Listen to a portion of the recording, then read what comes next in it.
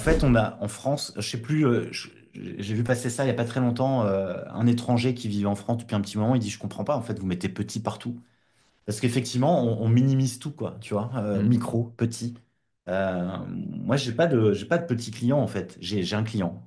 Donc, en gros, le message derrière, c'est pas parce que t'as pas la récompense de tes pairs, c'est pas parce que t'as pas le tampon de tel ou tel truc et que tu bosses pas avec tel ou tel machin que ton truc est pas important, quoi, tu vois.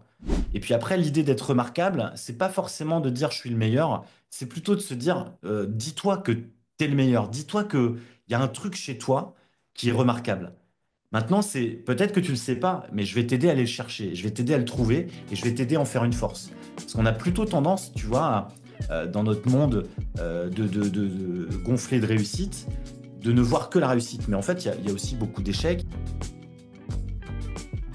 Bonjour à tous et à toutes, bienvenue sur le podcast Auto-entrepreneur, c'est Romaric. Avoir plusieurs activités pour une seule micro-entreprise, c'est possible. Mais parfois, il est préférable d'avoir plusieurs statuts. C'est le cas de notre invité de marque, Pierre Dron, qui cumule une SAS, le statut d'artiste-auteur et une micro-entreprise. Tel un funambule, il garde l'équilibre entre ces différentes activités pour atteindre un seul et même objectif, changer le monde en bien. Il a notamment réalisé un film éducatif pour les enfants et surtout, il a publié un livre qui s'intitule Remarquable. Ce livre, nous allons en discuter dans cette interview puisqu'il donne de nombreux conseils aux micro-entrepreneurs pour élever leur marque. Je vous invite à aller voir en chapitre pour trouver les parties qui vous intéressent pour développer votre marque. Si vous êtes des fidèles auditeurs du podcast, vous avez pu vous rendre compte que désormais nous sommes aussi sur YouTube. Et comme toujours, vous pouvez nous retrouver sur Spotify, Deezer ou Apple Podcast. Surtout, n'hésitez pas à vous abonner pour ne rater aucun épisode. Sans plus attendre, voici l'épisode du podcast. Bonne écoute. Aujourd'hui, j'ai la chance d'accueillir Pierre Dron. Pierre Dron qui est micro-entrepreneur, mais surtout qui est multipreneur. Hello Pierre, comment Salut. vas-tu? Salut Romaric. Bah écoute, ça va bien. C'est un peu la marque de fabrique de ma boîte, de ma marque, Citron Bien. Donc je suis obligé de répondre que ça va bien, tu vois. Ouais, et t'as vu, j'ai retenu ta petite Yellow. marque aussi sur le Yellow. Euh, Yes. Pi- Pierre, qui est, t'es un spécialiste de la marque, hein, tu as écrit un livre qui s'appelle Remarquable. Donc il y avait la marque Citron Bien, et aujourd'hui tu es aussi ta marque toi-même avec Pierre Dron. Tu es multipreneur. Peux-tu déjà nous dire quelle est ton activité en micro-entreprise, et puis après tu reviendras sur tes autres activités. Ouais, ouais. En fait, l'activité aujourd'hui, effectivement, comme tu le dis, j'ai plusieurs activités et l'activité qui m'occupe principalement, c'est l'activité d'éleveur de marque. Je suis, euh, je suis coach, enfin, j'accompagne les freelances, les entrepreneurs, les artistes dans le développement de leur marque pour la rendre unique, durable et rentable. Et comme tu l'as dit, effectivement, c'est aussi l'idée d'être remarquable avec le livre que j'ai sorti. Ça, c'est mon activité. Bah, j'ai pas envie de dire que c'est l'activité principale, mais parce que je veux pas en donner une plus importante que l'autre, mais en tout cas, c'est celle qui m'occupe avec ce statut notamment. Ouais. Tu as d'autres statuts. Déjà, tu es multipreneur, enfin tu es auto-entrepreneur et entrepreneur depuis de nombreuses années. Ça fait combien de Mhm. temps que tu es à ton compte? En fait, ça va faire 20 ans là, cette année. Je suis arrivé à Valence avec un job salarié en 2024 enfin en 2004, pardon. Et l'année d'après, je lançais les activités à une époque où le statut de micro n'existait pas, où le statut de société était complexe à mettre en place. Donc j'ai commencé à développer un espace de coworking et un collectif de créatifs. Et à l'époque, on était en association. Et j'avais aussi un statut, moi, d'intermittent du spectacle parce que je travaillais dans le milieu de la musique, dans le milieu du cinéma et dans le D'accord. milieu de l'événementiel. Et aujourd'hui, effectivement, j'ai un statut d'artiste-auteur avec le livre.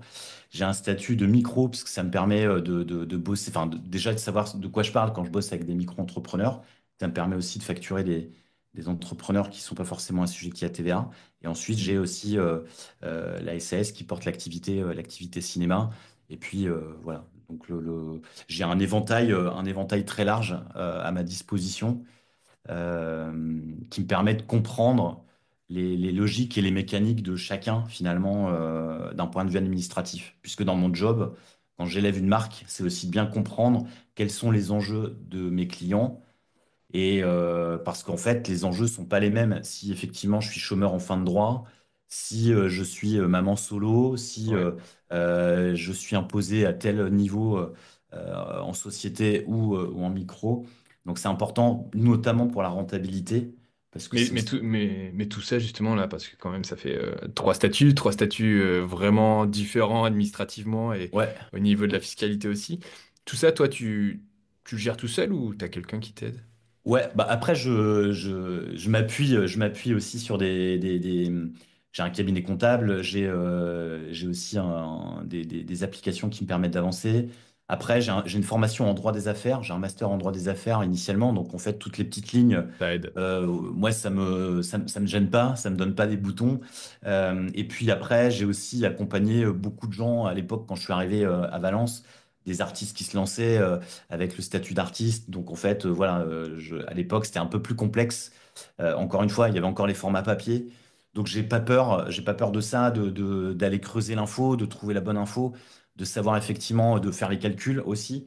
Qu'est-ce qui est le plus intéressant? Est-ce que je garde ce statut? Est-ce que je passe en EI? Enfin voilà, tu vois, toutes ces questions-là. Et puis après, je m'appuie sur des copains ou des structures. J'ai un cabinet comptable même si ce cabinet comptable, enfin, j'utilise juste surtout la plateforme parce que c'est pas toujours évident d'avoir la bonne info avec son cabinet comptable. Donc c'est aussi bien d'avoir un peu de distance ou en tout cas d'avoir des bribes d'informations. Et des fois, c'est même moi qui dis attention, là, il y a une erreur. Voilà, tu vois, par exemple, sur une question Ah ouais. d'immobilisation hyper complexe, enfin, on rentrera pas là-dedans, mais sur lequel c'est moi qui ai donné des clés de compréhension. Parce que pareil, sur l'activité cinéma, c'est aussi hyper spécifique enfin, un peu complexe. Donc, ça demande en effet de creuser. Et un cabinet comptable standard, il comprend pas tout ce qui se passe, quoi. Voilà. T'es un peu en train de casser le cliché, en tout cas le cliché que moi j'ai, de l'artiste qui touche pas à la paperasse. ou Ouais, qui, ou qui comprend pas enfin, la fiscalité ou le droit. Et là, à l'inverse, t'es en train de nous prouver que ouais. justement, Ah, même par rapport au comptable, des fois, tu vas peut-être avoir plus de clés ou ouais. d'infos qu'eux. Bah, après, en fait, le truc, c'est que moi, mon statut d'artiste-auteur, il arrive récemment, enfin 2020, 2021, avec la sortie de mon livre, parce qu'avant, j'ai pas ce statut. Mais par contre, je travaille, enfin, ma femme, elle, est artiste-auteur, réalisatrice de films d'animation, c'est aussi mon associé. Donc, en fait, dès le début, dès qu'elle sort de l'école, c'est moi qui m'y colle, quoi, tu vois, pour comprendre la Hmm. mécanique. Donc, derrière, c'est quelque chose que je manipule avec lesquels je joue depuis 20 ans, quoi. Donc, au bout de 20 ans, tu vois, il y a des réflexes qui sont là, T'as dû un avoir peu des de... galères quand même à des moments au niveau Ouais, administratif, parce que là, enfin, quand même, carrément. tous ces statuts aussi complexes les uns que les autres, t'as bien dû...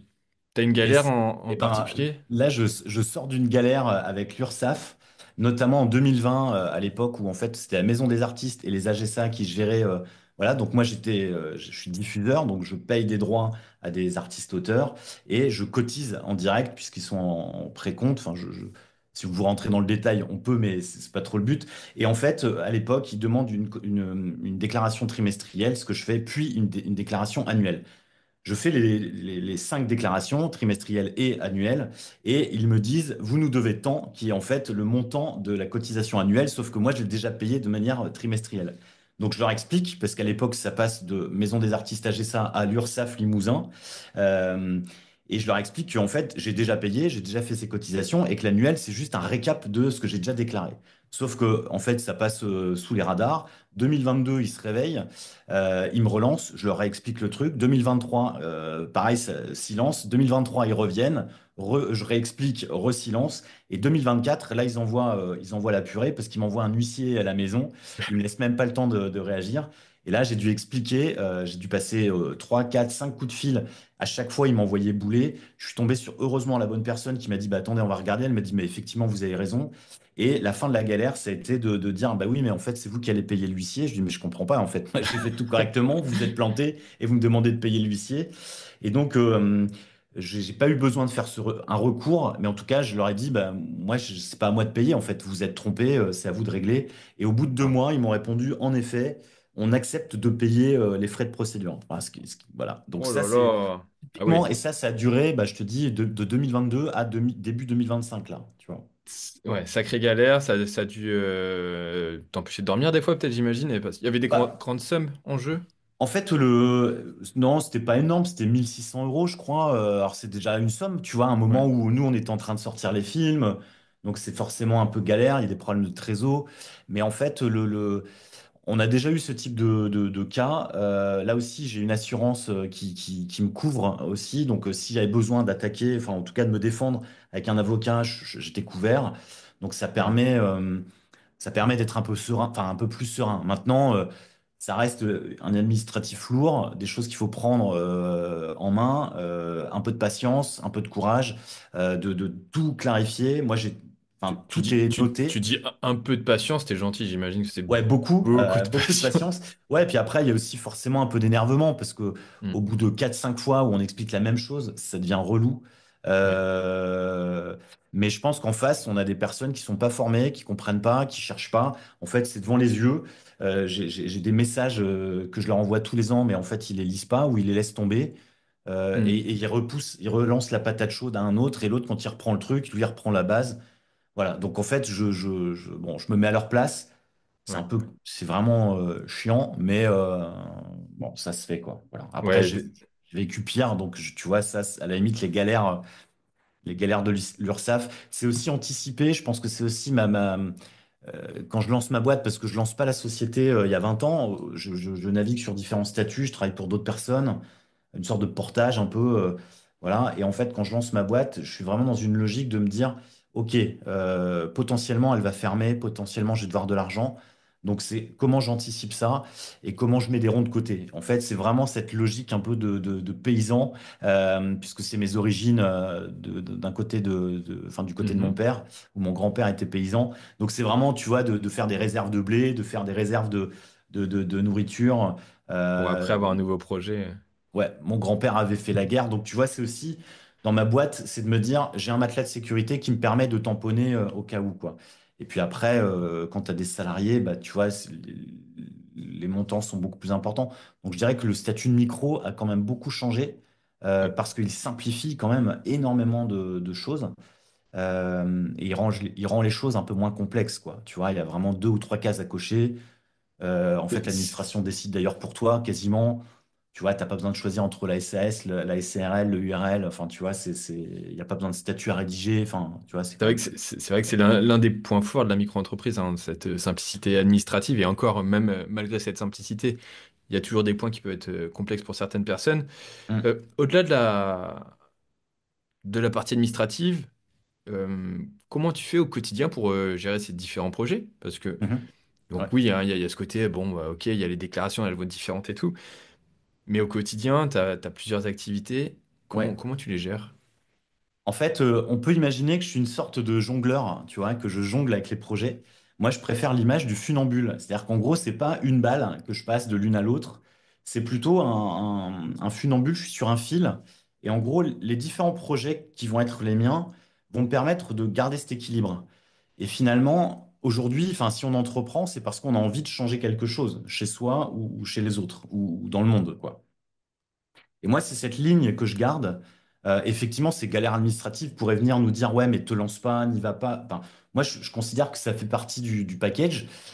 Et je Hmm. dirais que, en gros, cette envie de liberté, cette envie de bouger les lignes, cette envie de changer le monde en bien, euh, c'est ça qui me permet d'avancer. Et en fait, comment je jongle?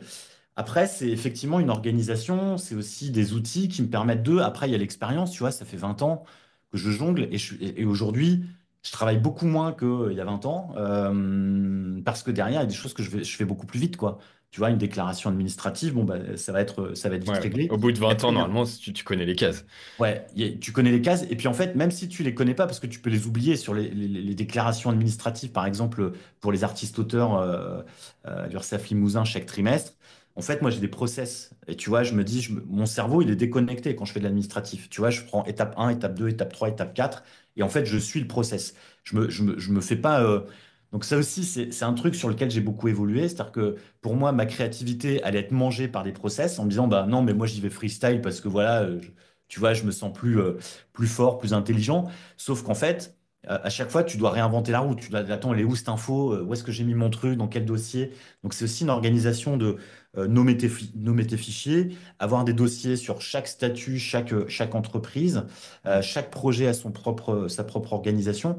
Et là, c'est effectivement, avec le temps, de la lecture, trouver des méthodes, tu te dis, ah, tiens, bah ça peut être intéressant, donc je la teste.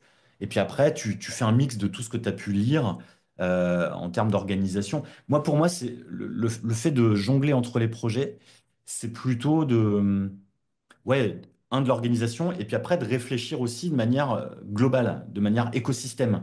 Parce que Mm. si effectivement je donne l'impression que je change de casquette, allez, là je prends ma casquette producteur ou distributeur ou auteur, euh, en fait on devient un peu schizophrène et ça devient vraiment complexe. Par contre, c'est Ouais. vraiment de se regrouper par paquet et de se dire, ben, là le vendredi par exemple, je vais redescendre tranquillement, soit je bosse pas, soit je redescends tranquillement et je vais faire toute la partie administrative.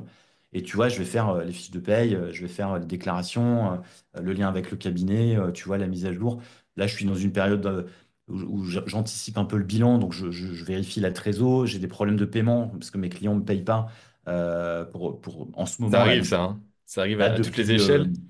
ouais, bah, en fait, je vois vraiment la difficulté financière du monde tel qu'il évolue et je vois vraiment depuis 3 4 mois avec des délais de paiement qui s'allongent de manière assez hallucinante.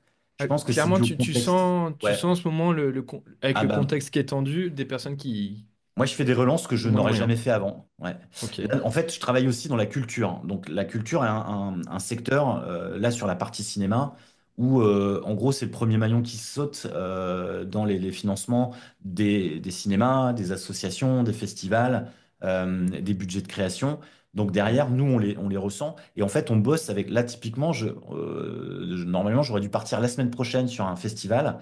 Et en fait, le fait qu'il y ait le pass culture qui est retiré, bah, en fait, les écoles ne vont plus prendre parce qu'ils financent plus, donc ils vont pas voir les séances. Comme ils vont pas Mhm. voir les séances, ils me disent, bah, en fait, il y a plus que X séances, donc si vous venez, bah, on vous paye la moitié. Enfin, là, c'était un tiers de ce qui était prévu dans le budget initial. Et moi, je leur ai dit, mais D'accord. moi, à ce prix-là, je me déplace pas faire une journée aller, une journée retour de voyage pour assister et faire 3 4 projections pour gagner temps. Non, c'est pas possible. Je déplace 2 personnes. Donc voilà. Donc tu vois, il y a vraiment une sorte de tension.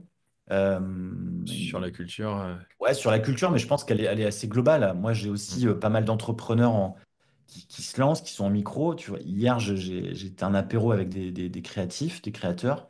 Et il y a une personne, tu vois, qui me dit, ouais, mais c'est génial, j'aimerais trop que tu m'accompagnes, etc. Et là, en fait, il est en train, hop, de faire marche arrière parce qu'il se dit, putain, ça va me coûter du blé. Et peut-être que je dois faire le dos rond et faire la carapace. Ce qui, à mon avis, aussi une erreur parce que quand tu démarres, ou en tout cas quand tu as envie d'avancer ou en période de crise, au lieu de resserrer et de fermer des budgets, c'est peut-être là où tu dois justement communiquer davantage, te faire remarquer davantage pour développer ton Eh activité ouais. Mais et rentrer. c'est peut-être compliqué aussi, même si c'est le moment où il faudrait investir, justement de sortir ses liquidités. Ouais, C'est, oser. c'est- En fait, c'est. Après, on est aussi dans une société. Enfin, typiquement, j'ai aussi voyagé Espagne, Portugal pour parler des plus proches de nous. Période post-Covid, on était en balade là parce qu'on avait des projections. Et en fait, on voyait tout le monde dans la rue, tout le monde aller dans les bars, manger au restaurant, etc. En France, on est beaucoup plus réduit.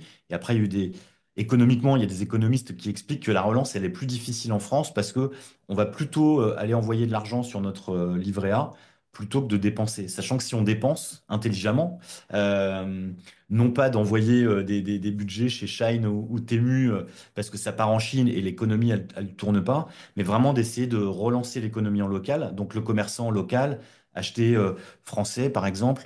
Et là, en fait, on réinjecte notre argent pour localement, ce qui refaire permet de tourner. créer de l'emploi et qui Mm. permet de créer de la sérénité, enfin, etc., etc. Tu vois, donc c'est un peu le. Maintenant, c'est pas toujours évident. Moi, j'ai beaucoup de copains qui gagnent bien leur vie et qui me disent pour la première fois, en fait, on regarde à la fin du mois ce qui se passe. Ils sont salariés, tu vois, tranquille, il n'y a pas de stress. Mais tu vois, donc l'augmentation du prix de la vie fait aussi que c'est source de stress. Et en source de stress, on se referme. Ouais. Donc ça, c'est un biais cognitif hein, où on se protège, en fait. Mm. Pierre, on va revenir sur ton fil de funambule. Ouais. Et ce fil de funambule, dessus, il y a un message que tu portes déjà depuis plusieurs années. Ce message et cet objectif, c'est changer le monde en bien. Mm. Euh, qu'est-ce qu'il y a derrière ce message? Comment changer le Ouais. monde en bien? En fait, pour ça, il faut peut-être revenir un peu en arrière avec mon parcours. C'est que je l'ai dit, j'ai un master en droit des affaires. Je commence ma carrière en tant que juriste. Je découvre en fait par l'intermédiaire de ma femme cet univers créatif, notamment dans le cinéma. Et je me dis, c'est quand même fou ces gens. Enfin, moi, je suis fan de cinéma. J'ai fait de la musique adolescent, mais à aucun moment je me dis que ce sont des métiers en fait. Pour moi, c'est des divertissements, c'est des DVD. C'était des films qu'on téléchargeait à l'époque, tu vois, ou qu'on gravait sur des CD. Euh, et en fait, je me dis, ah ouais, tiens, il y a tout un univers, il y a tout un écosystème. Et, et je commence à me dire, bah tiens, mais en fait, moi, mon job, tu vois, qui était un peu un job, encore une fois, on cherche la sécurité, CDI, Tu faisais quoi à ce gros, moment-là? gros salaire, comment? Tu faisais quoi? Tu bossais dans quoi? En fait, je suis juriste dans une boîte de protection juridique. Et en fait, on répond au téléphone à des entrepreneurs qui sont en stress parce qu'ils ont un problème juridique avec un salarié, avec un partenaire, un client, un fournisseur. Et moi, je suis au bout du fil et je prends entre 20 et 40 coups de fil par jour avec des entrepreneurs en stress, quoi. Donc, t'imagines tous les problèmes qu'on a évoqués là. Tu as quelqu'un qui appelle, il dit bonjour, j'ai tel souci. Et moi, au bout de la ligne, en tant que juriste, je dois répondre aux questions, envoyer des modèles de contrat, envoyer en disant, ah, OK, je vais monter votre dossier contentieux, que je vais ensuite passer à un avocat, etc. Et en fait, donc je fais ça de manière mécanique, je m'amuse beaucoup, mais au bout d'un moment, je commence à me dire, ouais, bon, c'est un peu toujours répétitif, c'est un peu chiant. Et je découvre cet univers vraiment créatif autour de moi avec des gens de talent, mais qui sont obligés de faire des jobs à côté parce qu'eux, ils peuvent pas vivre de leur création. Et je me dis peut-être que moi, je peux faire quelque chose, quoi. Et là, il y a un coup du destin. Il y a ma femme qui intègre une école ici à Valence. Nous, on est à Paris à l'époque. Et en fait, je vais voir mon boss de l'époque qui m'avait embauché. Et je lui dis, ben, moi, je voudrais prendre un poste de commercial en Dromardèche parce qu'il n'y a pas de commerciaux sur votre carte. Et voilà. Et donc, avec l'idée toujours de me dire, je vais travailler sur des films, travailler dans la production de films, ce qui m'éclatait davantage. Et en fait, petit à petit, tu vois, je commence à choisir vraiment ce que j'ai envie de faire plutôt que de faire ce qu'on attend de moi. Tu vois. La société, mes enseignants, mes parents, les copains, t'as un job calé, tu vois, tu bouges pas. Et moi, je Ouais. commence à me dire, bah tiens, peut-être que je peux aller explorer ça. Tiens, peut-être que je peux aller explorer ça sans a priori, sans me dire que c'est complexe. Et j'y vais, quoi, tu vois. C'est quand même beaucoup plus fréquent et beaucoup plus commun sur la nouvelle génération Complètement. aussi. Tu vois, tu dis que tu as 20 ans d'expérience. Bon, Ouais, aujourd'hui, sur les personnes qui ont entre 20 et 25 ans, ouais. c'est En fait, clairement c'est manière de penser. carrément. Mais c'est aussi parce que on a toute une. À l'époque, les réseaux sociaux, on est au début de MySpace, tu vois. Mm. Les débuts de Facebook. Donc c'est aussi YouTube est très balbutiant. Donc en fait, on n'a pas un accès à l'information. On n'a pas un accès non plus à tous ces entrepreneurs en herbe qui existent aujourd'hui. Parce que Ouais. pour être entrepreneur, il fallait monter une société, mettre du blé. Je crois que le capital minimum, c'était 15 000 francs. Donc je crois que c'était 7 500 euros. Enfin, je sais plus le montant minimum, mais tu vois, il fallait que tu mettes du blé sur la table pour monter ta boîte, quoi. Ouais. Euh, et en fait, tout ça, c'est un peu libéré avec le statut de micro. Les réseaux sociaux, en tout cas, l'information s'est diffusée. Il y a beaucoup de formations, il y a beaucoup d'organismes qui se sont ouverts.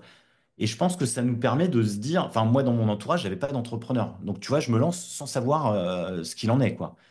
Et en fait, au fur et à mesure, je commençais à me dire, bah tiens, j'ai envie de ça, j'ai envie de ça, j'ai envie de ça. Et pour reprendre ce truc de funambule, c'est de se dire, bah j'ai besoin de ça pour cette stabilité. Et donc, je développe des projets. On fait des trucs qui nous éclatent au départ.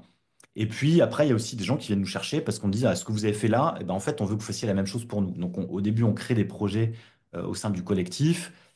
Puis après, bah, le collectif est pas assez gros, donc derrière, il faut qu'on monte la société. Donc là, je monte Citron Bien.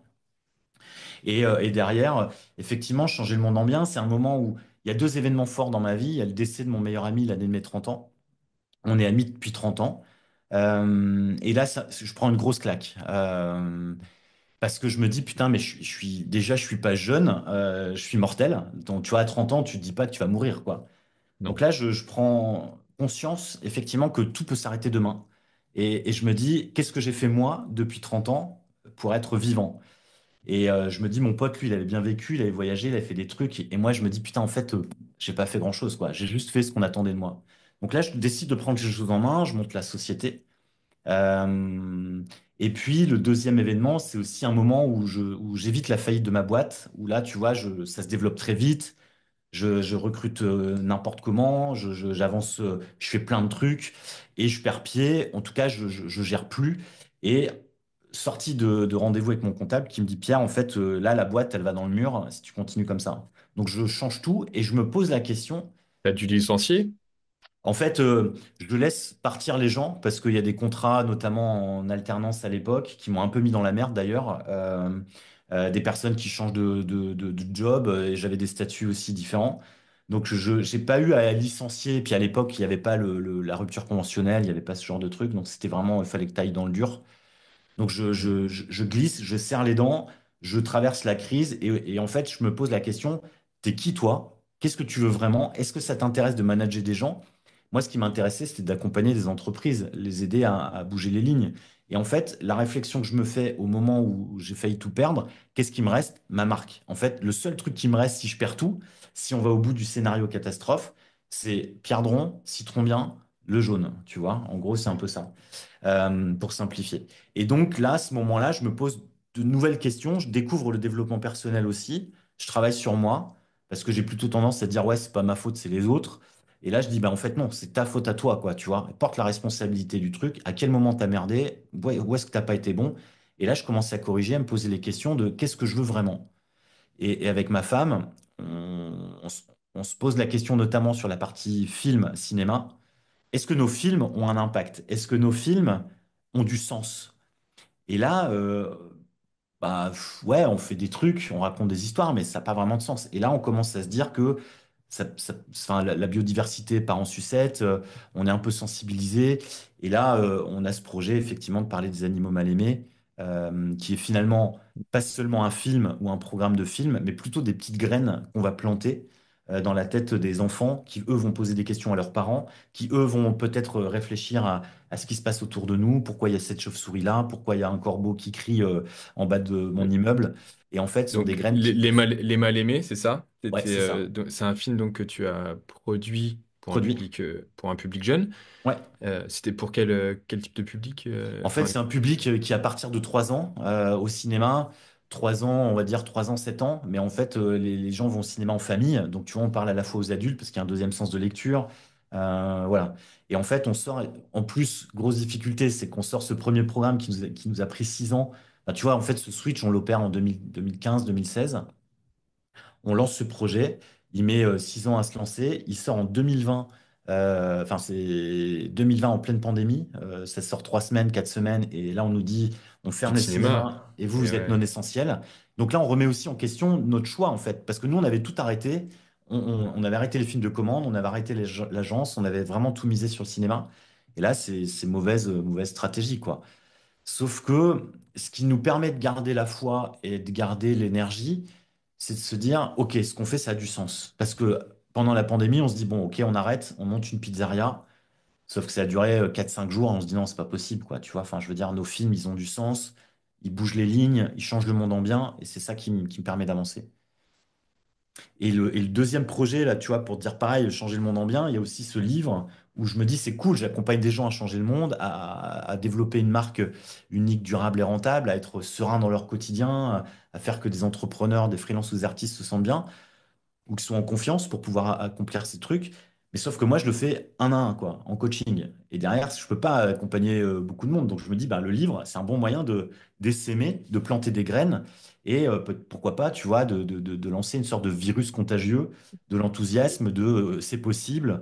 Et puis peut-être aussi derrière tout ça, l'idée d'un mouvement de leaders qui vont prendre les choses en main, véhiculer d'autres formes d'entrepreneuriat parce que enfin, à l'époque, tu vois, il y a 4-5 ans, on parle beaucoup de French, de la French Touch dans l'entrepreneuriat, tu vois, les licornes, enfin voilà, ça fait rêver tout Hmm. le monde, lever de fonds. Mais moi, alors j'ai été Business Angels, enfin, à Valence, dans la Drôme, donc c'est pas non plus les licornes, tu vois, c'est pas Blablacar et compagnie. Et je me dis, en fait, il y a tout un écosystème là qui est invisibilisé et c'est dommage parce que ces gens-là, ils font l'économie de notre pays, tu vois. Enfin, Ouais, les entrepreneurs individuels, oui. et ouais, exactement. Et Mm. je me dis, mais est-ce qu'ils n'ont pas de droit de parole, quoi, tu vois? Est-ce qu'ils n'ont pas. Enfin, je crois qu'il y avait un chiffre, c'est 80, plus de 80% de l'économie française, en fait, c'est des TPE, quoi. C'est Et, TPE, PME, enfin, TPE, solopreneurs, etc. Donc c'est quand même énorme en termes de volume. justement, est-ce que tu as un exemple ou une personne qui t'a marqué dans les... Donc, tu as accompagné plusieurs entrepreneurs. Mhm. Tu parles hein, vraiment, c'est ta ligne de conduite, changer le monde en bien. Donc, avec le projet cinéma pour les enfants, c'est Ouais, concret. On arrive à voir ouais. comment voilà, planter les graines pour sensibiliser à certains sujets. Là, on comprend très bien comment tu changes le monde en bien. Mais est-ce qu'il y a une personne que tu as accompagnée où tu sens vraiment que tu as changé les choses en bien? Bah, en fait, enfin, tous, a priori, parce que si on bosse ensemble, c'est qu'à la fin, il s'est passé quelque chose. Mais il y a notamment un exemple assez concret que je vais te partager. Il y a un exercice que je propose au début, que j'invite à faire dans le livre et que j'invite à faire tes auditeurs, c'est de se projeter. Tu fermes les yeux, tu te projettes à 10 ans et tu imagines le scénario. Tu imagines où tu es, qu'est-ce que tu fais, quelles est tes tâches du quotidien, quel est ton environnement, etc. Et en faisant ce travail avec cette cliente qui travaille dans le voyage, qui est personal traveler, donc l'idée c'est d'organiser des voyages pour des particuliers, elle me dit, bah voilà, je suis dans tel endroit, tel bureau, ici à Valence, un bureau qui est super joli, qui est un gros coworking, machin. Elle me dit, je sers une capsule Nespresso à mes clients et puis on commence à discuter.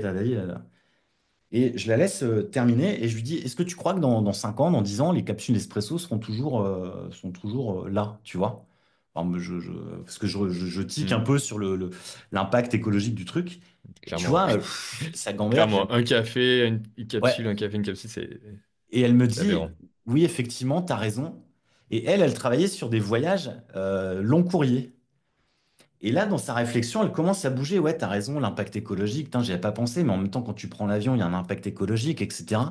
Et en fait, là, elle a complètement revu sa manière de travailler, la cible de personnes qu'elle voulait accompagner, et elle a travaillé sur des voyages enfin, tu vois, des voyages à proximité, où D'accord. finalement, elle avait envie d'envoyer, parce qu'elle connaissait très bien l'Afrique du Sud, et ben en fait, elle a travaillé avec des choses en local, quoi, tu vois, où tu pouvais prendre le train, etc. Donc, tu vois, typiquement, c'est une simple question, parce que mon métier, c'est juste de poser des questions en tant que coach. Une simple question peut, tu vois, peut faire cheminer quelqu'un et peut lui faire prendre le recul, parce que on bosse tous le nez dans le guidon, on n'a pas ce recul nécessaire. Et voilà, donc c'est aussi ça, pour moi, changer le monde en bien, tu vois, c'est des petites graines que je vais aller planter. Euh, Après, on pourrait prendre l'exemple du virus contagieux, tu vois, mais comme on sort d'un virus contagieux qui faisait un Ouais, peu du mal, tu vois, je préfère l'idée oh, de la plante, de la graine qui plante, qui pousse. Et puis, j'ai c'est aussi mieux. Ça fermera pas les cinémas comme ça en plus, Ouais, si on prend la graine. exactement. Et puis en plus, il y a aussi ce truc que j'aime bien, c'est plante-toi pour pouvoir pousser. Tu vois, c'est aussi dans l'idée de l'échec. Mon Hmm. livre s'appelle Réussir en créant une marque unique, durable et rentable, enfin le sous-titre de Remarquable. C'est aussi dans l'idée de questionner la réussite. C'est quoi ce qui t'éclate? C'est quoi ta réussite? Est-ce que tu as vraiment besoin de ça? Est-ce que tu as vraiment besoin de faire 1 million de chiffre d'affaires pour être heureux? Peut-être pas, tu vois. Est-ce que d'être heureux, c'est pas de prendre du temps pour toi? Est-ce que d'être heureux, c'est pas d'avoir moins de clients, mais de meilleurs clients? Est-ce que, tu vois, d'être heureux, c'est d'aller en vacances au ski, par exemple, tu vois? Est-ce que, Oui. et c'est vraiment ces questionnements-là qui, effectivement, nous permettent de sortir du dogme, tu vois, ou de l'image de la réussite française, d'entrepreneur, voilà, Et, et de se questionner pour pouvoir avancer. et toutes ces questions, tu les abordes dans ton livre Remarquable, Ouais. qui est sorti, il est sorti il y a combien d'années maintenant? En fait, je l'ai écrit en 2020 et pour la petite histoire, je reçois le message de mon éditrice. J'étais le jour du déconfinement en 2020 dans la salle des urgences parce que je m'étais fait mordre par mon chien qui a eu un accident. J'ai voulu le libérer et en fait, en le libérant, il m'a mordu les mains. Et j'attendais dans la salle d'attente des urgences et l'éditrice me dit, OK, on va faire ton livre. Donc là, j'étais d'un côté flippé parce que je me dis, putain, qu'est-ce que je vais avoir? Est-ce que je vais avoir des répercussions? Ensuite, c'est génial, je vais faire mon livre. Et en même temps, mais comment je vais le faire parce que j'ai plus de main? Enfin, tu vois, c'était un moment très particulier. Et en fait, 2020, donc déconfinement. Et là, je me dis, bah, ce livre que j'avais imaginé au départ, il peut pas être celui que j'avais imaginé parce que questionner la réussite, je suis allé encore plus loin. Tu vois, on imaginait déjà le monde d'après qui était vite oublié parce que ça fait maintenant 5 ans. Et le livre est sorti en septembre 2021. Et un. Et là, la semaine dernière, j'étais en studio pour enregistrer la version audio du livre. Et donc, le livre audio va sortir le 30 mai 2025. D'accord. Ce qui est, tu vois, le livre continue de vivre, quoi. Ça y est, l'enregistrement est bouclé ou pas? Ouais, ça y est. Enfin, Ah, 4 jours, j'espère que tout est bouclé, qu'on n'a rien oublié, on a tout fait correctement. Mais normalement, ouais, on a et, fait en sorte que tout se passe bien, quoi. on en parlait justement cette semaine avec les collègues de l'enregistrement d'un livre audio parce que Portail Auto-entrepreneur, bah, donc donc là, bon, l'épisode sortira après l'enregistrement, mais donc le 25 mars, on sort le guide des auto-entrepreneurs en version Mhm. e-book. Puis on commençait à discuter justement d'une possible version audio, puisqu'on en a discuté ensemble. Combien de temps ça prend à faire un livre audio? Donc nous, il y a certaines personnes qui pensent que ça va très vite. Et il y a un second discours qui dit non mais attention, c'est pas si évident d'enregistrer un livre audio. Alors, juste, moi, juste le temps, j'ai juste fait la voix. Donc, je suis passé en studio 4 jours. Donc, le livre, pour te dire, remarquable, ça fait 300 pages. Je crois qu'il y a à peu près 50 000 mots. Un peu plus, peut-être 80 000 mots, je sais plus. Mais en tout cas, 300 pages, t'imagines, c'est 4 jours d'enregistrement. Et 4 jours Ah ouais, non. sur un gros rythme, sachant que j'ai pas du tout d'expérience en la matière. L'éditeur audio me dit non, mais t'inquiète pas, tout va bien se passer, pas besoin de t'entraîner, etc. Donc j'ai rien lu, je suis allé un peu vierge, quoi. J'ai commencé à lire des trucs, je suis ouais, non, mais de toute façon, ça sert à rien que je me prenne la tête, je verrai sur place. Et en fait, l'expérience a été assez dingue, parce que derrière les studios d'à côté, tu avais des comédiens qui envoyaient la purée, et tu vois, voilà. Et moi, j'ai fait 60 pages, la journée la plus basse, je crois, la première, me semble-t-il. Et je crois que j'ai dû faire 120, 130 pages sur une journée où j'ai bien tabassé, quoi. Mais après, tu vois, là, la fin de T'as plus envie de parler le soir en rentrant à la maison. non, et puis en plus, moi, tu vois, à la fin de l'interview, là, je vais être KO, je vais perdre ma voix. Et donc, je flippais parce que quand je fais des interviews, quand je fais des vidéos, quand je fais des podcasts pour moi, enfin, je ménage pas ma voix, mais je flippe parce que, et là, je me suis dit, c'est impossible de tenir 8 heures, 7 heures, 8 heures. Et en fait, non, c'est à tenue. C'est très technique parce que tu vois, tu dois pas bafouiller sur chaque mot. Enfin, tu vois, tu reprends. Je redécouvrais un peu le livre aussi. Il y a des choses où je me dis, merde, mais pourquoi j'ai dit ça? Il y a des exemples, je me dis, putain, mais cette boîte, elle n'existe plus. Donc j'avais un peu travaillé en amont, mais tu vois, c'est aussi. Par contre, c'est un super exercice quand tu écris. Enfin, je l'avais fait moi à l'époque, mais quand tu relis, de le relire à voix haute. Parce que derrière, moi je trouve quand j'écrivais mon livre, déjà je l'ai enregistré parce que je posais mes idées à la voix. Et ensuite, je me réécoutais, je notais les grandes lignes pour les structurer, les réorganiser. Parce que je vais plus vite à la voix, comme tu peux peut-être l'entendre dans le débit de ma parole, que quand j'écris avec mon clavier. Et en fait, quand j'ai relu aussi pour les fautes, la musicalité, savoir où tu mets ton point, etc. Voilà. Et en fait, c'est encore différent. Maintenant, j'écrirai mon livre de manière encore différente une fois que je suis passé par le studio audio, quoi. Voilà. Bien. Alors, ce livre, remarquable, tu y prodigues plusieurs conseils pour bah, les entrepreneurs en général, pour Mhm. que leur marque devienne remarquable. Alors, remarquable, moi, je me demande dans quel sens tu voulais l'indiquer, parce qu'il y a deux sens. Il y a le remarquable, exceptionnel, et le remarquable, ben, remarqué, comme j'ai pu le voir. Exactement. Et Et donc, dans quel sens c'était les deux ou c'était en un des fait, deux? moi, j'aime bien le second degré et j'aime bien que quand je dis un truc, il y a aussi un double sens, quoi, tu vois. Donc, effectivement, pour moi, c'était le mot qui permettait de condenser, parce que c'est un titre de livre, c'est hyper dur de faire passer un message. Donc, pour moi, remarquable, c'était effectivement ces deux sens-là. Et en fait, surtout de laisser au, au lecteur, à celui qui va trouver, tu vois, dans la bibliothèque, à la librairie, le livre de se dire, tiens, j'ai envie de le prendre. Donc c'est aussi l'idée de, effectivement, d'être remarqué, parce qu'aujourd'hui, on a quand même, on vit en tant qu'entrepreneur, freelance, artiste, dans une sorte de cacophonie où l'attention, elle est complexe. Et donc merci déjà à tous ceux qui nous écoutent jusque-là. Ça veut dire que vous nous consacrez du temps, vous nous donnez de l'attention, donc merci pour ça. Et en fait, ce qui est délicat et complexe, c'est en effet d'arriver à émerger et d'être présent, tu vois. Donc, et ça, c'est le message que je voulais passer. Et puis après, l'idée d'être remarquable, c'est pas forcément de dire je suis le meilleur, c'est plutôt de se dire, dis-toi que t'es le meilleur, dis-toi que il y a un truc chez toi qui est remarquable. Maintenant, c'est peut-être que tu le sais pas, mais je vais t'aider à aller le chercher, je vais t'aider à le trouver et je vais t'aider à en faire une force. Parce qu'on a plutôt tendance, tu vois, dans notre monde de gonfler de réussite, de ne voir que la réussite. Mais en fait, il y a aussi beaucoup d'échecs, il y a aussi beaucoup de difficultés, beaucoup de travail. Ouais. Et Et en est-ce que fait, justement ces échecs-là, tu vois, je suis tout à fait, je te rejoins là-dessus, hein, on voit mm, beaucoup des succès, notamment sur les réseaux sociaux où c'est ouais, la foire au moi-je, regardez ce que j'ai bien fait. carrément. Et est-ce que justement c'est pas aussi une manière des fois, on sait qu'ils sont là ces échecs et est-ce qu'on se mettrait pas des œillères ou pour pas les voir, est-ce que En fait, c'est justement le truc, c'est de se dire, pour moi, c'est pas un échec, c'est un apprentissage. C'est en gros, c'est ce que disait Mandela, hein, soit je réussis, soit j'apprends. Moi, j'ai plutôt envie de se dire, on teste des choses, on n'est pas parfait, justement. Mais si en effet j'arrive à traverser cette tempête, si j'arrive à traverser ces difficultés et que je suis toujours là, bah, c'est que je suis remarquable, quoi, tu vois, d'une part. Et puis après, c'est aussi dans l'idée d'être remarquable, c'est aussi de se valoriser et de botter le cul de ce syndrome de l'imposteur, tu vois. Pour moi, enfin, le livre, au-delà du fait de parler de marque, de marketing, c'est surtout une question de confiance. C'est comment je vais reprendre confiance en moi, en mon projet. Parce que si moi je suis en confiance, je vais dégager quelque chose de positif, d'enthousiaste, qui va attirer à moi les bons clients. Et surtout, on va pouvoir changer les choses, quoi. Tu vois, si effectivement si je suis remarquable, si je suis en confiance, parce que derrière, le reste, c'est de la technique. C'est des choses qui s'apprennent, ou si j'ai pas envie de le faire, ou si je sais pas le faire, je peux toujours trouver quelqu'un pour le faire pour moi. Typiquement, l'administratif, tu vois, si je suis en confiance, j'ai pas peur de l'administration. Soit je prends les choses à bras-le-corps, soit je prends quelqu'un qui va le faire pour moi, tu vois. voilà. Mm, mm.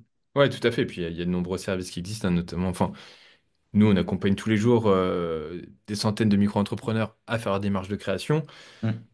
Et c'est pas un échec de ne pas le faire par soi-même. Au contraire, Exactement. c'est une manière de se libérer et d'arriver plus vite où on a envie d'être. Exactement. Euh, Et en fait, voilà, pour moi, donc, c'est aussi une question de se connaître soi. Parce qu'en fait, on parle beaucoup de marque, de personal branding, de marque personnelle, qui est quand même un peu le cœur de mon job, hein. J'élève des marques. Et en fait, c'est aussi de savoir quels sont nos points forts, nos points faibles. Maintenant, à l'école, on nous a appris que voilà, t'es nul en maths, il faut que tu bosses. T'es bon en français, c'est pas grave, de toute façon, t'es bon, on s'en fout, quoi. Moi, j'ai plutôt envie de dire, bah, travaille ce sur quoi t'es fort, et puis si t'es pas fort, bah, tant pis, en fait, tu trouveras des gens qui le feront à ta place. Et en fait, c'est de valoriser nos points forts, valoriser ce sur quoi on s'éclate, ce sur quoi on kiffe, et de prendre plaisir, parce qu'à partir du moment où tu kiffes, tu prends plaisir. Tu vois, j'ai bossé avec beaucoup d'artistes, ce qui est facile pour un artiste, tu vois, t'es sur scène, tu as la banane, tu fais ton morceau, les gens ils kiffent dans la salle, voilà, tu passes un moment. Par contre, si tu fais la gueule et que tu fais ton morceau, bah, les gens ils disent putain, j'ai payé, mais le mec il est mauvais, quoi, tu vois, ou même s'il est bon, comme il fait la gueule, tu vois, ça dégage pas quelque chose de ouais. positif.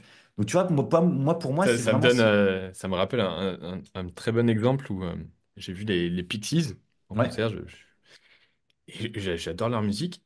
Ils arrivent sur scène, pas un bonjour, pas un merci, pas un au revoir. Et j'étais super déçu parce que j'étais très ouais, excité à l'idée d'aller voir les Pixies. Et je ressors où j'ai l'impression qu'ils étaient juste venus là pour prendre leur cachet et pour puis c'est cachetonner. reparti. Ouais. Ouais. Bah, c'est l'exemple concret. Après, bon, c'est aussi, bon, les Pixies, c'est aussi une marque de fabrique qui a un mouvement aussi musical où, en effet, tu vois, il y a les mecs qui regardent leurs pieds et ils jouent une super musique. Et en fait, c'est la musique avant tout. Et moi, je suis vraiment en retrait. Donc, c'est Mm. aussi une façon, là, si on parle de marque, c'est aussi une manière d'être de leur part. Ouais. Assez Faut pas trop rock'n'roll leur hein, pour le vouloir. coup, mais Mais par voilà. contre, enfin, ouais, moi, j'ai plutôt envie de dire. Euh, quel est ton signe distinctif, quoi? Tu vois, qu'est-ce qui te démarque des autres? Et surtout, le deuxième sens de lecture, c'est aussi quelle est la marque, quelle est l'empreinte que je laisse sur le monde. Tu vois, Mm. j'emprunte ce chemin, je laisse des marques. C'est la mienne, tu vois. Et quand on monte une boîte, quel que soit le statut, même si tu n'as pas de boîte d'ailleurs, quel que soit le projet que tu as envie de lancer, si demain tu te lances dans la fabrication de ta cuisine ou la rénovation d'un tableau ou je ne sais quoi, tu vois, que tu fais tout que pour toi, Mm. tu vas laisser quelque chose, tu vois, sur le monde, ou à tes proches, ou juste ton kiff à toi. Mais voilà, donc c'est ça, pour moi, c'est ça être remarquable, c'est de savoir qui tu es et où tu emmènes ta tribu, où tu emmènes les personnes que tu as envie d'embarquer avec toi et ceux qui te suivent, quoi. Ce que je te propose, c'est qu'on essaie de donner quelques conseils bien concrets Mhm. et des choses applicables aux micro-entrepreneurs Ouais. qui nous écoutent. Alors, en micro-entreprise, donc, euh, on a une entreprise individuelle, Mhm. en nom propre. On peut utiliser un nom commercial. Ouais. Euh, Justement, quand on parle de marque, souvent on a l'impression, enfin moi en tout cas, c'est une marque, c'est trouver un autre nom. Quel conseil tu donnerais à un micro-entrepreneur justement par rapport au nom commercial? Ouais. En fait, sur le truc, c'est que pour moi, c'est quelle est ton intention? Pour moi, l'intention numéro un, c'est d'être dans l'authenticité, c'est d'être soi-même. À partir du moment où tu es toi-même, c'est simple, tu joues pas de rôle. Et dès l'instant où tu joues, enfin, dès l'instant où tu es qui tu es, c'est beaucoup plus facile parce que c'est fluide. Il n'y a pas de question à te poser. Attends, je dois m'habiller comme ça ou comme ça? Bah, en fait, si tu es toi-même, c'est facile. Et donc, en étant toi-même, la meilleure personne comment dire, qui incarne qui tu es, c'est ton nom et ton prénom, quoi, tu vois? Et donc, Mm. le nom commercial, tu peux effectivement te cacher. D'ailleurs, moi, tu vois, je me suis caché pendant pas mal d'années derrière le nom de ma boîte qui était Citron Bien. Et quand j'ai découvert qu'en fait, Citron Bien, c'était pas Pierre, Paul ou Jacques, c'était Pierre Dron, tu vois, qui venait chercher. C'était avec Pierre Dron qui voulait travailler. Et donc, j'ai Ouais. repris la main et donc j'ai relancé, j'ai racheté un nom de domaine qui s'appelle pierredron.com, où là, j'ai mon activité de coaching et Citron Bien est devenu un média dans lequel j'accompagne les gens. Donc, pour moi, c'est le début. Te prends pas la tête parce que je pense qu'il y a plus complexe que ça avant de te lancer. C'est trouver tes premiers clients. C'est ça pour moi qui est important. Parce que si tu trouves pas de clients, t'existes pas, tu génères pas de chiffres. Et derrière, Mm. tu es dans une panade pas possible. Même si ça te coûte peut-être rien de te lancer, tu risques pas d'aller loin si effectivement tu génères pas de clients. Donc, Ouais. laisse le nom commercial, démarre simplement avec ton nom, ton prénom, et tu verras après si tu as besoin de t'appeler Danone, le slip français ou je ne sais quoi. Parce que là aussi, quand tu démarres, moi, quand j'ai démarré, je savais absolument pas enfin, ce que j'allais faire aujourd'hui, tu vois. Donc, Ouais.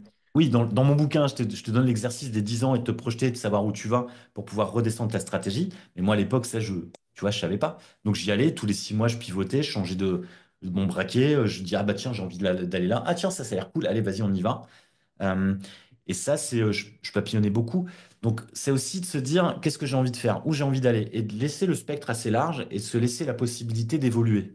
Se laisser la possibilité de se dire, bah, tu vois, typiquement le slip français, je reprends cet exemple, mais aujourd'hui, ils font pas que des slips. Donc après, bon, tu vois, ça reste cohérent, parce qu'en plus, c'est un peu osé, c'est un peu décalé. Mais tu vois, aujourd'hui, ils font des pulls, des chaussettes, des pyjamas. Et Mm. tu vois, s'ils avaient réfléchi, peut-être qu'ils auraient appelé le truc de manière un peu Ouais. différente, tu vois. Ouais, mais là, tu vois, enfin, c'est un peu plus grand que les Ouais, personnes à qui on s'adresse. On est forcément pour créer autant de textiles, il faut une oui. société derrière. Euh, Après, après, pour, si tu veux rebondir aussi là-dessus, ouais, c'est typiquement le nous, alors que je suis seul. Tu vois, nous avons fait ceci, nous avons fait cela. En fait, je parlais d'authenticité tout à l'heure. Il y a l'authenticité d'être avec soi-même, mais il y a aussi l'authenticité que tu dégages pour tes clients. Ton ouais, client, comment il va réagir le jour où il va se rendre compte que tu dis nous et que tu es tout seul? Comment il va réagir quand il va aller acheter une prestation, un accompagnement, un site web ou je ne sais quoi chez un micro-entrepreneur et il va penser travailler avec le nom commercial qui déchire et en fait il va se rendre compte qu'en fait c'est juste un mec tout seul quoi. ouais, Moi je préfère aujourd'hui, bah, tu vois, j'ai fait des travaux chez moi. Je préfère travailler avec un petit artisan. Je sais que c'est un artisan et je sais que comme c'est un artisan, c'est un petit et que j'ai envie de bosser avec un mec qui va répondre à mes questions et pas une multinationale, tu vois. Donc c'est mm, aussi comment tu te positionnes par rapport ouais. à tes C'est sûr clients, que à c'est ton la même marché. personne qui va revenir Exactement. sur tout le projet de A à Z. Ouais. Mais derrière Euh, tout ça, c'est aussi une question de confiance en fait. Je me cache derrière ce nom parce que derrière, j'apparais pas, je risque rien, voilà, c'est pas moi, c'est le nom. ouais, Donc c'est là pour aussi, justement en cas de conneries ou d'erreurs, comme on en questionne-toi. parlait tout Ouais. à l'heure. Pour moi, Est-ce la que je la suis question. direct? Pardon, vas-y, vas-y. Mais ouais, ce que je voulais dire, c'est que derrière peut-être ce nous ou ce on, c'est c'est plutôt la peur de si on y a une erreur, Ça permet de dégager sur une personne qui n'existe pas, mais de dégager un Aussi. peu de Ouais, aussi. responsabilité. Aussi. Mais en même temps, moi, j'ai plutôt envie de dire, en fait, assume tes conneries. Ton client, en fait, enfin, voilà, je veux dire, l'erreur est humaine. Il n'y a pas de problème, quoi. Tu vois, mon cabinet Mm. comptable, il a merdé. C'est juste, ok, dis-moi que t'as merdé, on corrige le tir, on voit comment on s'arrange, mais je m'en fous en fait de savoir qui a merdé ou pourquoi ou comment, parce qu'il pleuvait ou parce que ton poisson rouge est décédé. Moi, ça m'intéresse pas. Ce qui m'intéresse, c'est vraiment et je pense que c'est cette logique-là, tu vois, qu'on doit dégager pour amener une forme de... Enfin, en tant que client, c'est ce qu'on veut, en fait, tu vois. On veut l'authenticité, on veut de la vérité, on veut pas de bullshit. Donc Mm. derrière, qu'est-ce que tu commences dans ta boîte à mettre un truc que toi, tu voudrais pas avec ton client? Tu vois ce que je veux dire? Ouais. Et derrière, c'est vraiment la question de la confiance, en fait. C'est si j'ai pas, enfin, si tu veux te cacher derrière une marque qui n'est pas la tienne au début, bah, il y a peut-être un truc à creuser, quoi. Et en quoi le fait de mettre ton nom, alors si effectivement tu as un nom hyper complexe à prononcer, Chris Prolls, tu vois, ou le nom d'un meuble Ikea, bon, ok, là, tu vois, peut-être que tu peux te dire, bon, je vais peut-être le simplifier, mais c'est un pseudo, quoi, tu vois, c'est pseudo pour les artistes Ouais. parfois. Ouais. Euh, Après le nom commercial, il peut avoir quand même une vraie valeur ajoutée. C'est pour savoir dans quel domaine tu travailles.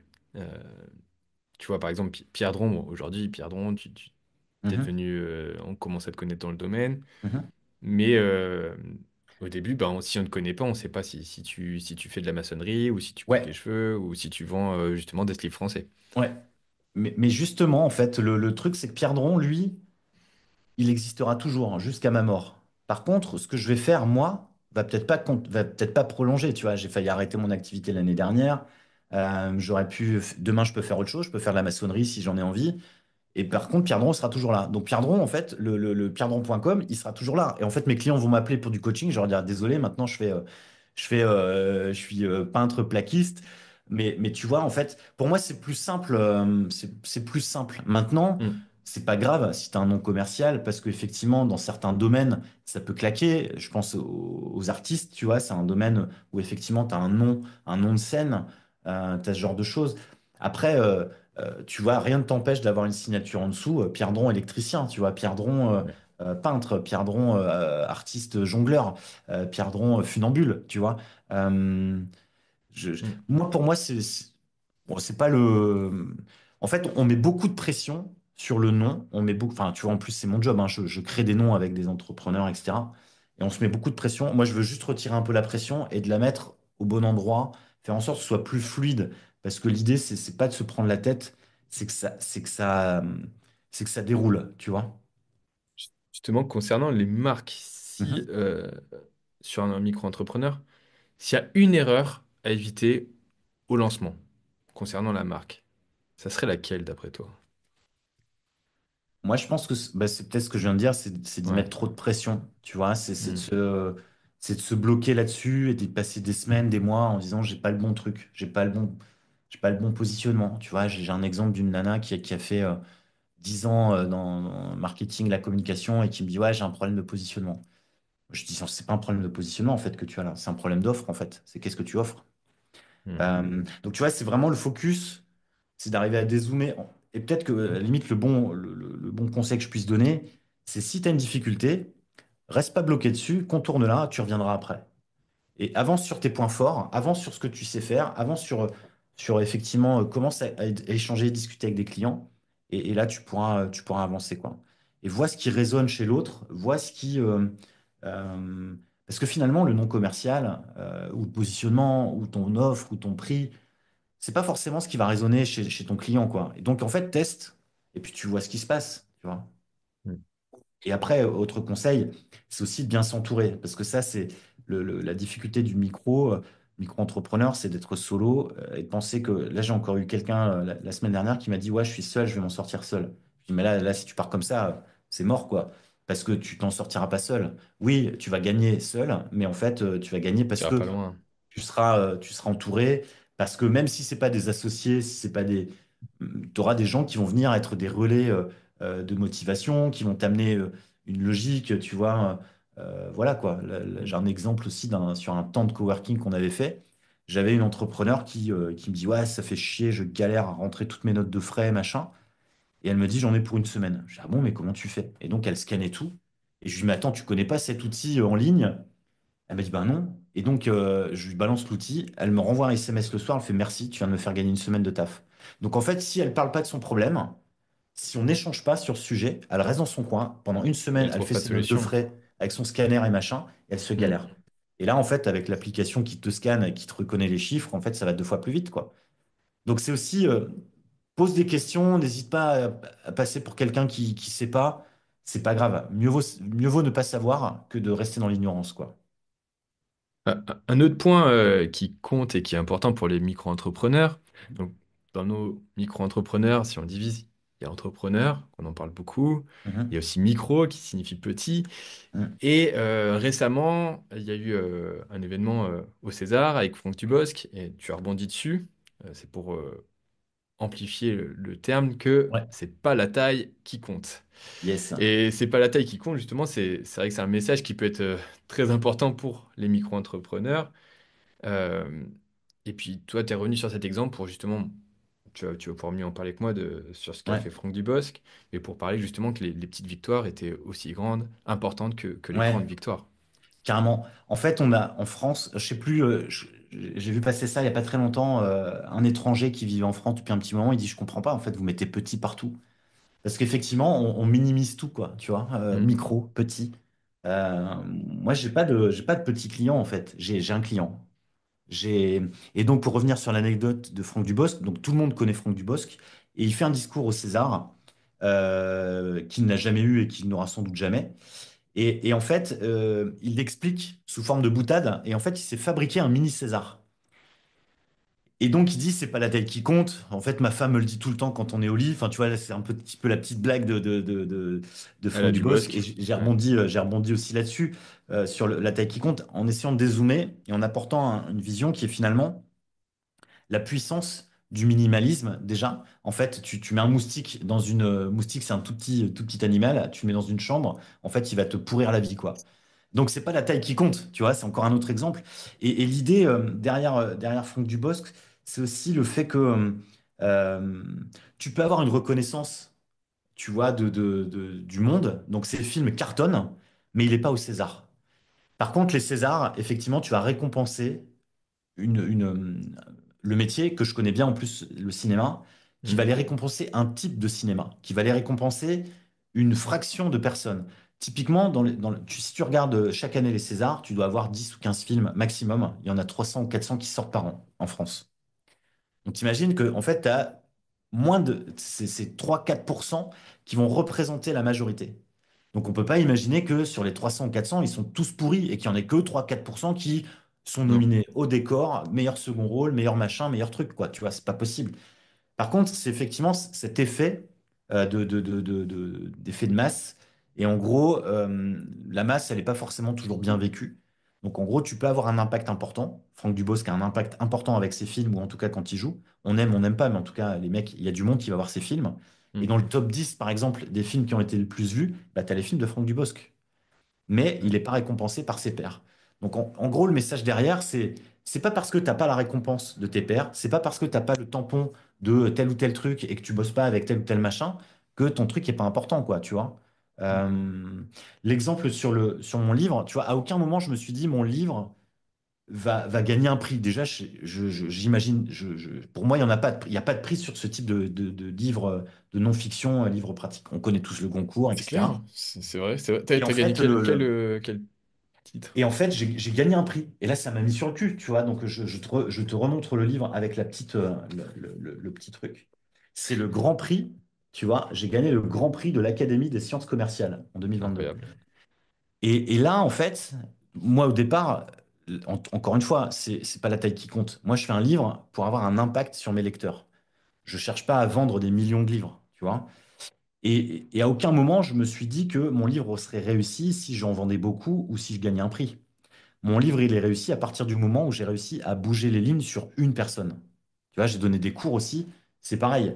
S'il y a une personne dans l'audience qui écoute et qui dit je mets en pratique et qui réussit, j'ai gagné en fait, tu vois. Mm. Et en fait, après, tu t'es pas à l'abri de bonnes surprises. Et peut-être qu'un jour, Franck Dubosc aura un César, tu vois, mais en tout cas, c'est pas, effectivement, c'est pas la taille qui compte. Voilà, et donc c'est un super parallèle pour les micro-entrepreneurs que voilà, vous pouvez réussir à votre échelle et, et ça sera déjà très très bien le temps que vous êtes heureux et puis que vous Ouais. arrivez à faire un impact près de vous.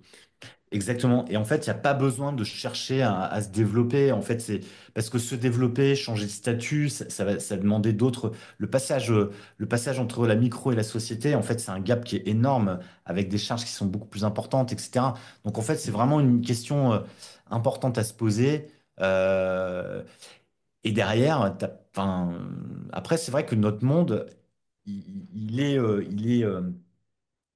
est effectivement dans la récompense. On voit que la réussite tout en haut, mais en fait, Mm. dans la musique, il y a plein de gens, quoi, tu vois, dans tous les domaines, hein. C'est la pointure du SEO. Là, il y a effectivement, on va connaître une ou deux Mhm. boîtes, et puis il y a tous les autres. La pointure de la marque, on va avoir deux ou trois personnes, et puis en fait, il y a tous les autres. Donc derrière, c'est trouve ton unicité, fais en sorte d'être bien dans ton projet et montre comment tu peux aider tes clients à avancer avec ce que toi tu sais faire, avec qui tu es. Et je pense que là, c'est gagné, quoi, tu vois. Mm. Juste pour un dernier point sur cette fameuse taille, Mhm. on le voit très bien avec l'actualité en ce moment avec, autour de la TVA, où Ouais. justement le fait que le seuil de TVA soit proposé à baisser à 25 000 euros. Mhm. Si ça embête tant de personnes, ceci parce qu'il y a beaucoup de personnes qui sont très bien euh, comme ça en micro-entreprise et qui veulent pas passer le cap et d'aller plus loin, d'avoir la TVA appliquée ou d'avoir Ouais. que ça soit un peu plus complexe. Et justement, là, on le voit très bien que c'est pas la taille qui compte pour beaucoup de personnes et qui sont très bien dans ce modèle-là Ouais. et qu'ils aimeraient et c'est aussi pour ça que ça les fait réagir, c'est qu'ils n'ont pas envie d'aller sur plus grand. Euh, Pierre, on va bientôt arriver à la fin Ouais. de cette interview et j'ai une dernière question à te poser. Cette question, je la pose à toutes les personnes qui passent au micro du podcast Auto-entrepreneur. Mhm. Alors, toi, tu y es passé il y a 20 ans, mais quel conseil donnerais-tu à une personne qui hésite à se lancer dans l'entrepreneuriat? Qu'est-ce que je lui dirais? Bah, n'hésite pas, en fait. Vas-y, fonce. Et puis, si ça marche pas, bah, c'est pas grave, t'auras essayé, quoi. Tu vois, mieux vaut avoir des remords que des regrets. Donc, agis, fais-le, fais-toi plaisir. Si tu sens que c'est le moment, fonce, quoi. De toute façon, la difficulté, elle sera toujours là. Et hier, j'ai échangé aussi avec un entrepreneur qui me dit, ouais, moi j'ai l'impression, alors c'est marrant parce qu'il reprend une image que j'utilise et je crois que c'est une image aussi qui est utilisée par le patron de LinkedIn. L'entrepreneuriat, c'est sauter d'un avion et au cours de ta chute, fabriquer ton parachute, tu vois. Et lui, il avait vraiment cette image de sauter dans le vide.